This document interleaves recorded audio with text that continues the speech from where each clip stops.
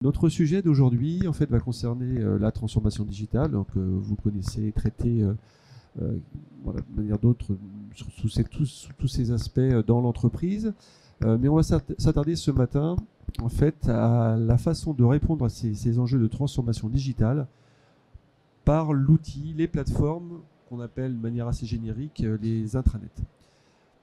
Voilà. Donc, en deux mots, qui suis-je ? Donc moi je suis Gilles Daguillet, je suis porteur de l'offre Jalios, intégration de la solution Jalios. C'est à ce titre que je vais vous faire cette présentation. Toutefois, tous les sujets que je vais aborder ce matin ne sont pas strictement liés à la technologie, hein, ça pourrait être étendu à toutes les technos de type plateforme collaborative et intranet. Voilà, donc en quelques mots ici, qui sommes-nous ? Je vais faire très court pour parler de l'essentiel juste après. Donc un cabinet, une couverture nationale qui accompagne les clients de taille petite, moyenne et plus grosse sur leur transfo digital dans tous les aspects que ça peut recouvrer. Bien entendu, la mise en œuvre d'outils, mais en priorité, toute la partie conseil, amont, pendant et accompagnement autour de la mise en place de ces technos. Donc voilà, donc on est bien au-delà de la stricte technologie. Alors, vous dire un petit peu comment est-ce qu'on va positionner cette présentation, la présentation de ce matin. Comme je vous le disais, la transformation digitale est vraiment un des grands sujets, ça ne date pas d'hier, hein, un grand sujet qui accompagne l'évolution des structures, l'évolution du monde, j'ai envie de dire, qui suit aussi les entreprises. Oui, n'hésitez pas à vous rapprocher hein, pour mieux voir.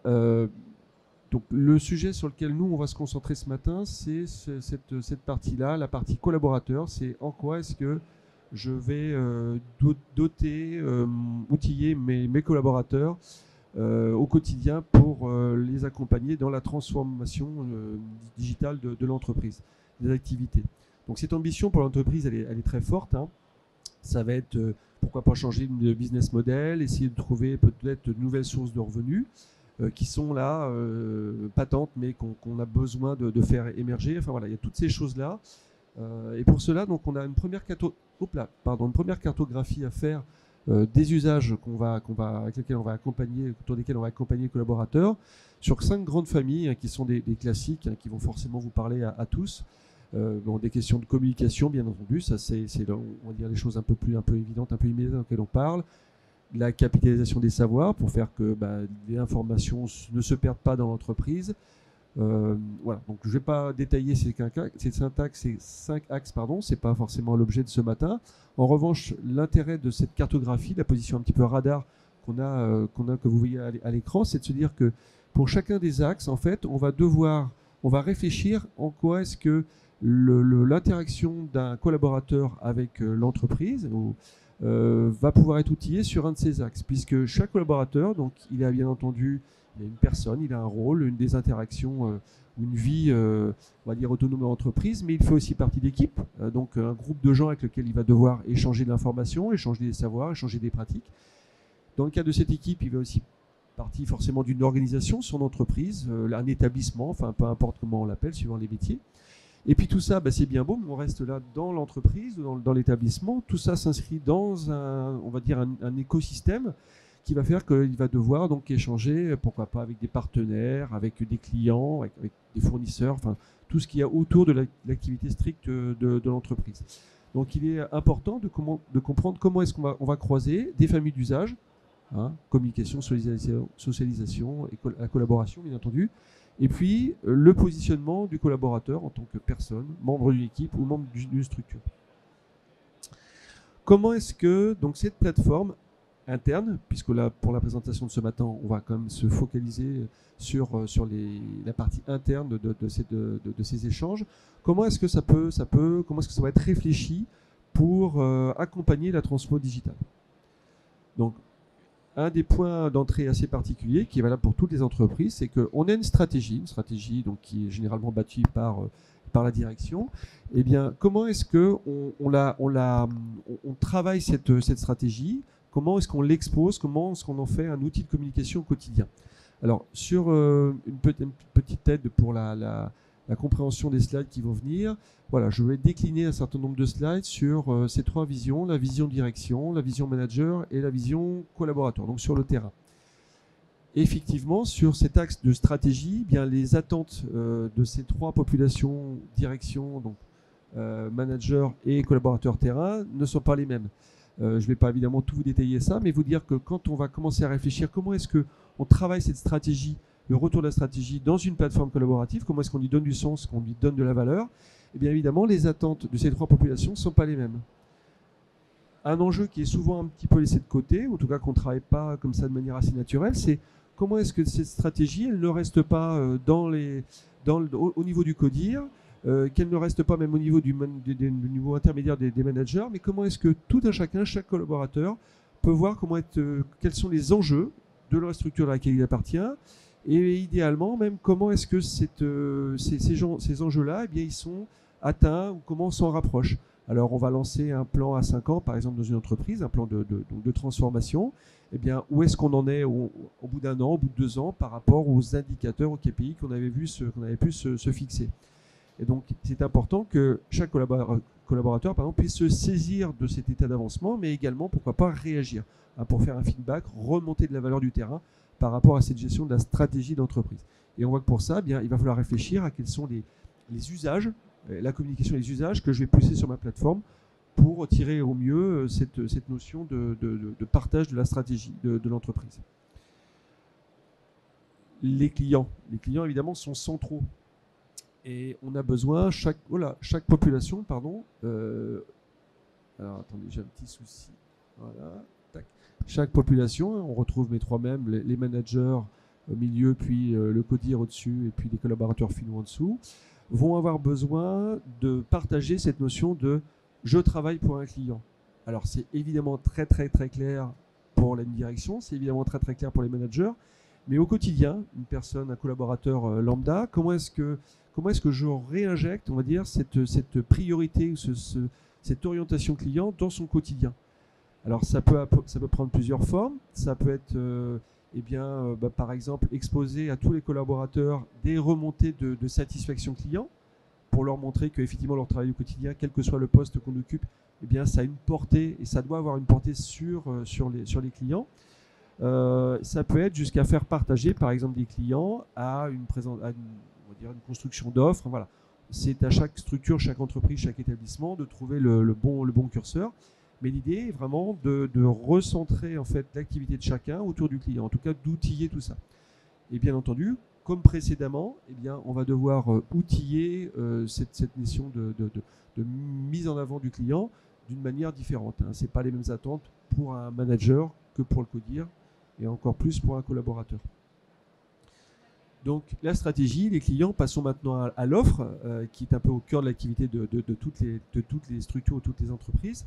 Et bien de la même manière, cette offre-là peut être parfaitement claire dans les têtes des managers, parfaitement claire peut-être dans les têtes d'un codir qui a une stratégie offre à 2 ans, 3 ans, 5 ans. En revanche, est-ce que cette offre-là, elle est bien claire pour mes collaborateurs terrain? Est-ce qu'ils sont capables, est-ce qu'ils savent bien exactement ce qu'on fait, et pas uniquement eux, leur travail, mais est-ce qu'ils savent bien toute l'offre, tout le catalogue d'offres de l'entreprise pour laquelle ils œuvrent? Est-ce qu'ils sont capables éventuellement d'être les ambassadeurs, de pouvoir en faire la promotion? Enfin voilà, jusqu'où ils sont capables de présenter, de parler de leur entreprise. Ce sont ces gens-là qui sont en contact le plus souvent quotidiennement avec les clients, et donc forcément c'est une ressource de promotion dont il ne faut pas se passer. Mais pour pouvoir avoir ce levier-là, bien entendu, il faut donner les moyens aux collaborateurs. Donc quand je mets en place une digital workplace ou un intranet, comment est-ce que je mets en valeur l'offre et les offres à destination de mes collaborateurs pour les aider au quotidien? Alors là, on va élargir un petit peu pour vous dire que, on a parlé, je reviens, de la stratégie d'entreprise, les clients, les offres, très bien. Mais il y a aussi, on va dire, dans son quotidien, chaque utilisateur va avoir besoin, on va dire, de services, de contenu.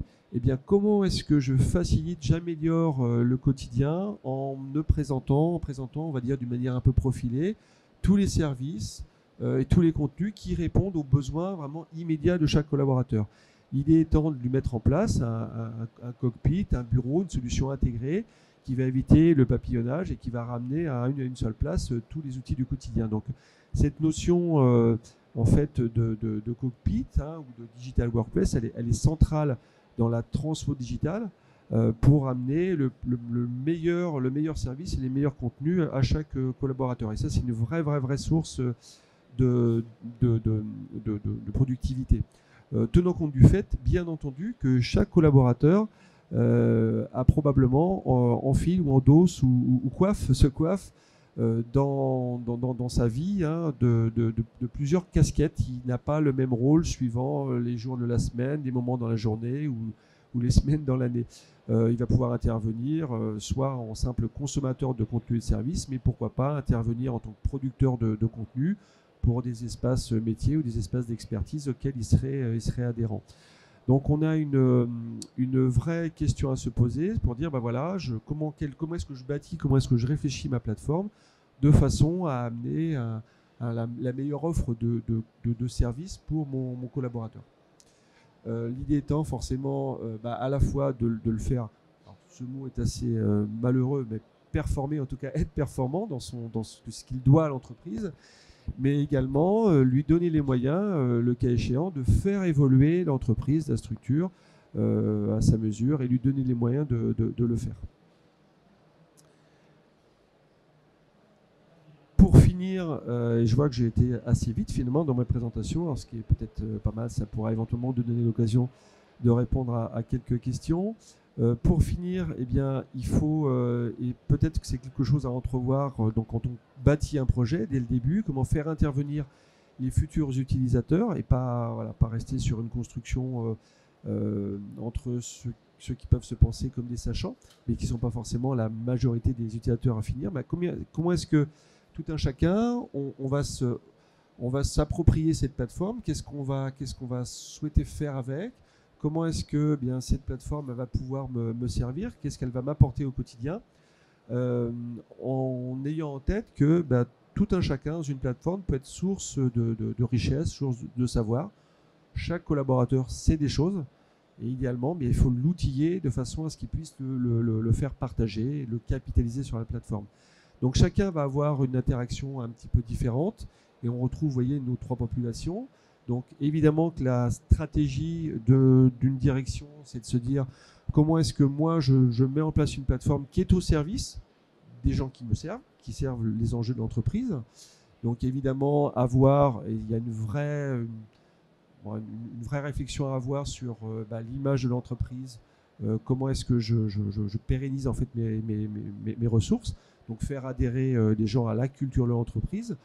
C'est des choses qu'on voit beaucoup maintenant dans les logiques de regroupement, de rachat. Comment est-ce que je fais pour mettre des gens qui viennent d'horizons différents, comment je les fédère sous une seule et unique bannière. Donc vraiment des enjeux de direction. Après, d'un point de vue managérial, comment est-ce que moi je suis équipé pour dans mon quotidien pour faciliter l'activité de mes équipes, pour la dynamiser, pour aider les gens à travailler ensemble dans cette logique d'équipe. Évidemment, outiller les managers pour qu'en relative autonomie, ils soient capables de dynamiser l'activité. On parle de challenge, pourquoi pas mettre en place des petits concours, donc avoir des indicateurs très personnels et en totale autonomie. Et puis pour la partie, si on se place vraiment au niveau collaborateur final, comment est-ce que moi je vais être intégré facilement dans l'entreprise dès mon arrivée, comment je vais pouvoir évoluer dans l'entreprise. C'est des choses que j'ai expliquées précédemment avec les outils de learning, d'onboarding des collaborateurs. Et puis comment est-ce qu'on va me donner des outils en fait qui vont me permettre de participer à l'évolution de l'entreprise. Quelle voie moi je vais avoir dans l'entreprise pour pouvoir remonter des axes d'amélioration. Donc ça, c'est des choses qui se réfléchissent dès le démarrage d'une plateforme, de réflexion de plateforme. Alors je vois que j'ai été effectivement très vite, mais c'est pas très grave. J'ai dit passer l'essentiel des messages que je voulais vous passer ce matin. Pour finir, c'est comme ça qu'on doit bâtir un projet. Voilà, en gros, vous allez avoir une matrice qui sera de cet ordre-là, que vous allez devoir travailler en amont et dire quels enjeux je vais venir rentrer dans chacune de ces cases. La case qui va être au croisement de l'axe de stratégie et puis on va dire des usages communication. Voilà. Donc maintenant, c'est à vous de jouer. Votre projet, vous l'avez, mais en préalable à toute chose, il va falloir que vous réfléchissiez sur le croisement dans toutes ces cases de cette matrice.